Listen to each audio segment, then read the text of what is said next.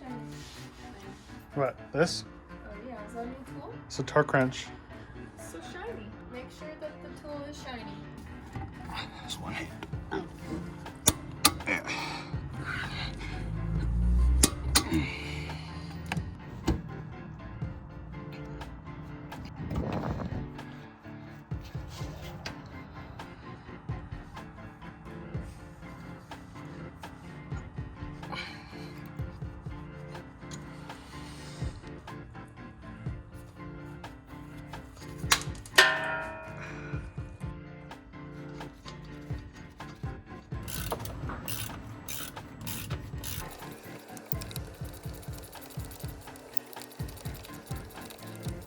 Suppose I probably could have just shown, but I bled the Blakes.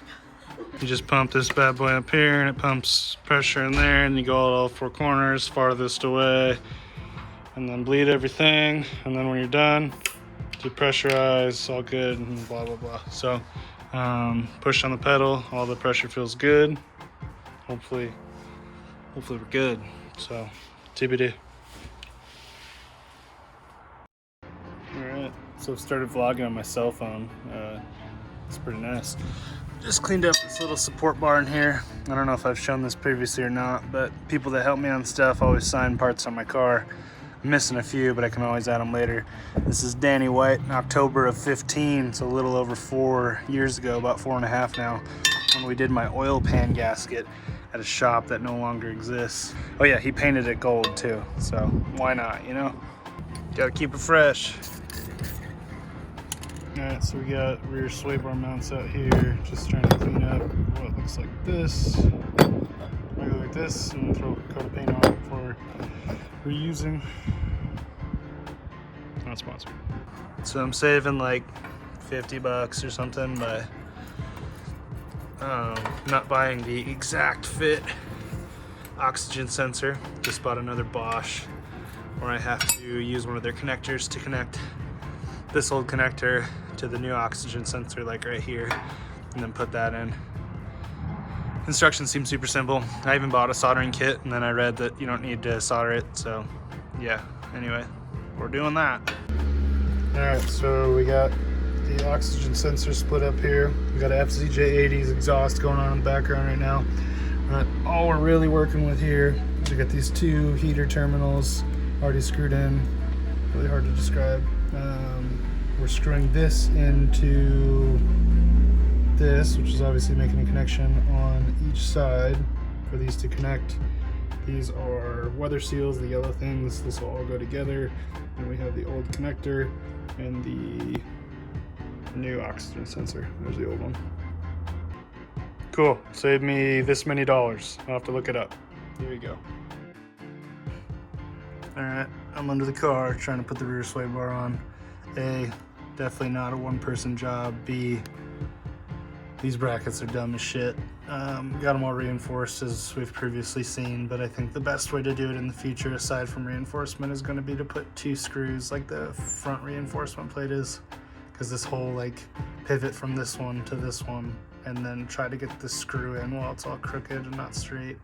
It's just a pain in the ass. I think what I'm going to do is get someone else to help push with like a pry bar or something here as hard as they can once I get this pivot point in, and just hope to get a straight line at that eyelet and screw hole. Okay, so Alex helped me on the first one. We got it. Long story short, yeah, and then this connection here, we've been jacking it up. Harbor Freight jack, Harbor Freight screwdriver, putting this point, I guess the butt of it right in the middle of the jack, this point here, right in the crevice of the mount, and then now I quick vice grip those together. I'm gonna see if I can screw that in and get it secure. All I gotta say is, fuck these mounts. So we'll see here. All right, so rear sway bars in. Get these adjustable links from ground control. They're a little short. I haven't been extended out about as far as I comfortably would go with them not wiggling when I tighten the nut. We'll just see how it sits and sounds, and if it's too rattly, then I'll go with more of a stock configuration. These fucking sucked. Also with the bar, when the car is up in the air and everything is at full droop, this rests here.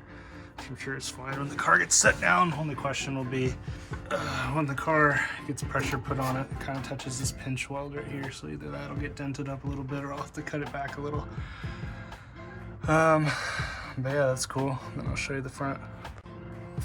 So then here we have the front, bushing mount there. Over here to another ground control, adjustable end link. Again, might just go stock if these are too noisy or annoying. Doesn't seem fully necessary, but there they are.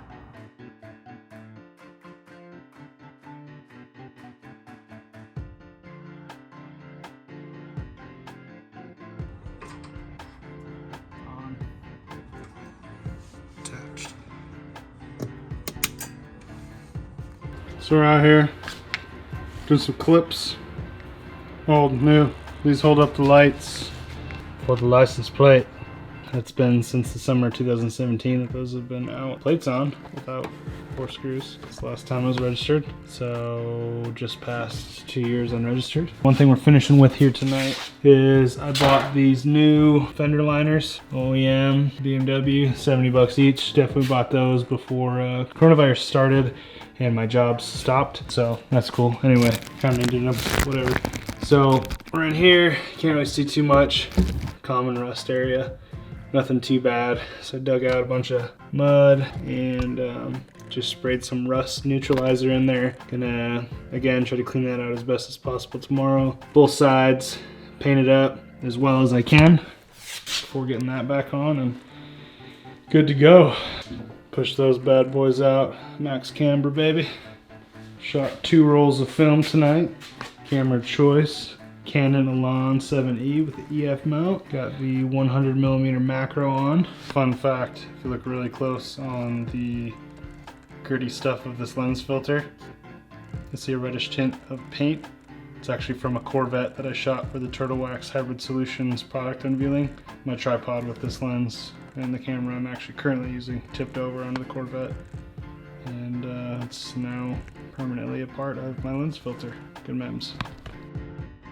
Isn't it crazy how this shit just like creeps its way around further and further away from where it started? Just hidden underneath the paint. It's a perfect way to stay moist and continue. It's just nuts, man. This sucks. That escalated quickly. Okay, well, I think I got it all. Decided to move over to the crack. It seemed like I maybe didn't need to because I didn't find anything, but more importantly, there's no rust. Even if I have a fish on my door right now, the rust will spread no longer. So that's cool. Now I dremeled this down, then I hand painted that a little bit. I'm gonna let this dry for a handful of weeks, and then I'll wet sand and polish it. It'll look okay enough because honestly you can hardly even tell as is. Over here, this is pretty damn noticeable, but again, took care of the rust. It'll do for now. I'll do both this section and this section eventually the correct way. But for now, rust is stopped. And then in here, little bits that were touched up, surface rust in there, just burned down with a rust eater or whatever it is. Painted over it, decided it's time to dry. So now, we'll put each of these in, new plastic, right here, and then using the same old seals that run along the inside of the fender, and done. There you go.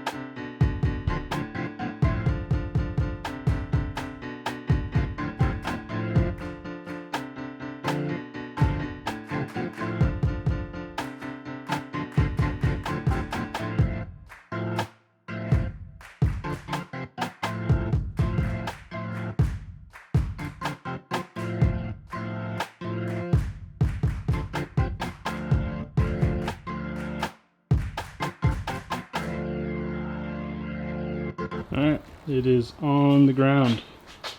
First time since 13 months ago, dude. This is a weird feeling. We just gotta put that on that and then it can function again. Lots of little oddities. Needs to go a little bit lower, especially in the rear. But got her on the ground. No weird noises. No drama. This is crazy, dude.